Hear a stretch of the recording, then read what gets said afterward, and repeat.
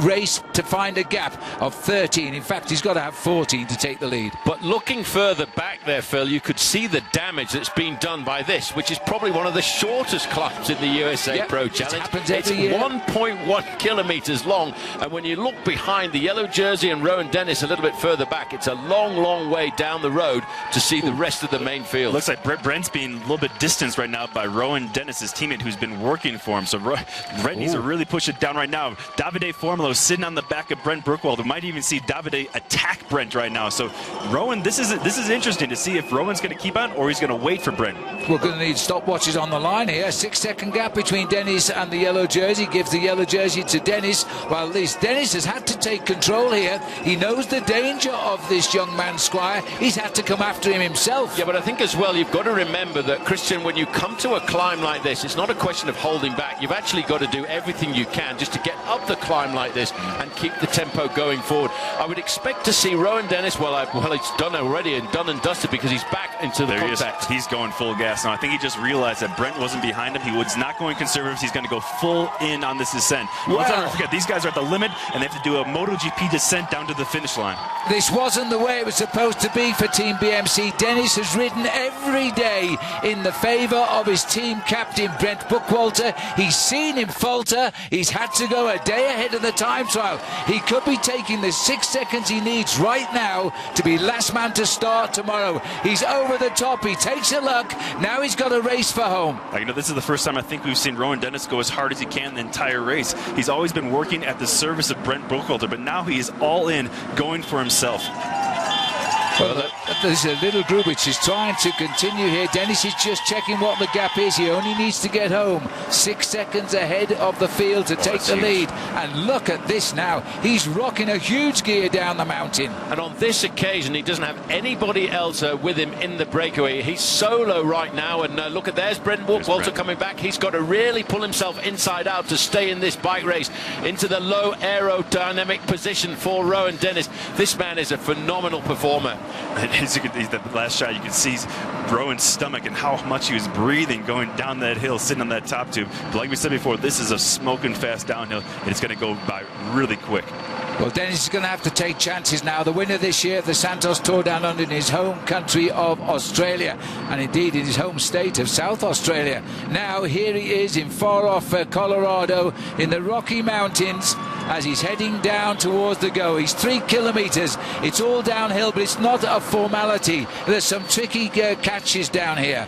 Well, it'll be interesting to see just exactly what Brent Brookwalter can do. He's had the pressure of wearing the yellow jersey, and that's one thing people always forget about, having the pressure of the yellow jersey on your shoulders. You've got to go to the press conference. People want to talk to you a little bit longer than everybody else after the stage finishes, and that is a big pressure. As we started the day, Brent Brookwalter led his own teammate, Rowan Dennis, by 6 seconds. John O'Clark, who we haven't seen just in the last couple of minutes, he was at 10 seconds. But it looks as if Brent Brookwalter is just about to catch up with Robbie Squires. But the question is, what does he do, Christian? Does he collaborate, or does he allow his teammate to fly free? That's a great question. I mean, everyone knows that, Brent is an amazing descender, and look at him, he's not going by him, because if he wanted to go for it, he would fly right by him right now.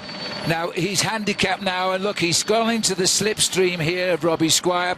He's not going to endanger the switch of the yellow jersey. They've done it already this week when Brent Brookwalter took it away from his teammate Taylor Phinney, and it's showing all the signs now that it'll be Dennis who'll take it away from his teammate Brookwalter. Yeah, and that's a loyal teammate. I mean, how could you chase him down after everything that Rowan Dennis has done for Brent over the last 3 or 4 days? How could you possibly chase him down? So let him go. They take his stage win. Well, just looking from the helicopter a few moments ago, Phil, that is not a very, very big gap between the first on the road, Rowan Dennis, and the two chasers. But there is the Maxxis 1 kilometre to go banner. We're not more than a minute away from the finishing line.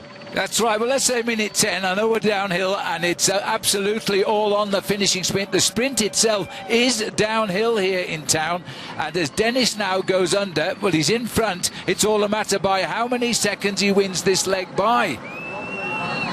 Well, there you go. This is the remnant of the race this afternoon. Some serious damage. I make it approximately, Phil, 7 seconds. Ooh, that would that's give him enough. the lead by 1 mere second. Oh, good. I thought he was going to go through those cones then onto the wrong side of the road. He races down towards the finish. If he did that, he'd be heading back up the Hosier Pass. He's got to stay on course now. We're heading home into Breckenridge. Look at the crowd here. And they're all setting themselves up for the time trial tomorrow. 500 to go. He comes into town, 400 to go. Then the clocks will start. He needs 7 seconds on the line to lead tonight by 1 second. Look at the acceleration of the former world hour record holder, who'll be going for the Time Trial World Championship in Richmond later this month, next month rather. He crosses the line. The clock starts now.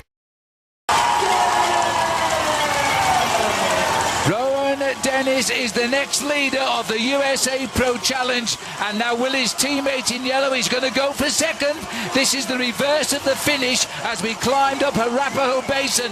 The inspiration of Brent Buckwalter, he gets second, and Squire gets a brilliant third. I made that 18 seconds on the line, so he will now move into second place behind his own teammate Rowan Dennis by 12 on the eve of a 13.5-kilometre individual time trial. And Phil, when we look at the crowd here in Breckenridge, let's not forget there are 2 great races tomorrow, the men's time trial and the women's time trial.